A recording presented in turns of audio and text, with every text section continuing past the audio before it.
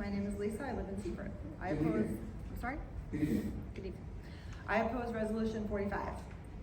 I've been volunteering at the shelter for close to 9 years. I walk and socialize dogs and fostered over 100 kittens. We only heard last night that there was a contract award to provide consulting services for animal rescue. Why was it not made public and just put on the agenda last night? Why? I know dozens of volunteers that this job would be perfect for and are currently doing it for free, I might add. We promote these pups on our own personal page, and dogs have their own social media pages. They're famous. Our sweet Karen made it all the way to Oregon with the power of social media and our volunteers. Just spoke to Karen's mom today in Oregon. And at $63 an hour, in the privacy of your own home, distracted me. At $62 an hour, working in the privacy of your own home, not even near the animals, not being monitored for a position that's already filled at the shelter, is mind-boggling.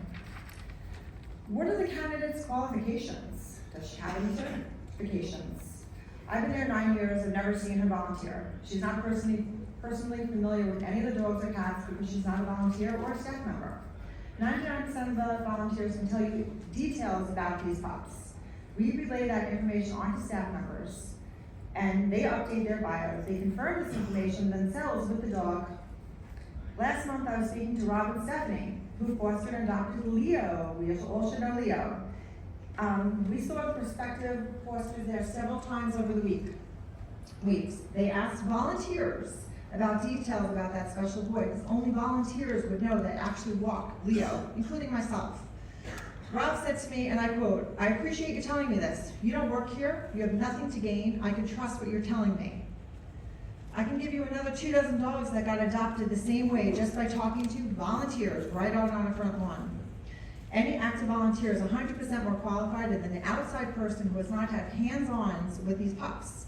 We as volunteers give up countless hours, days of our own time to get these pups out in terrible, terrible weather. Sleet, snow, storms, we're there. I don't know who the candidate is, but she cannot have a voice for these animals when she does not talk to them on a weekly basis. And look, trust me, they talk back. They all talk back to us. How do we apply for this job?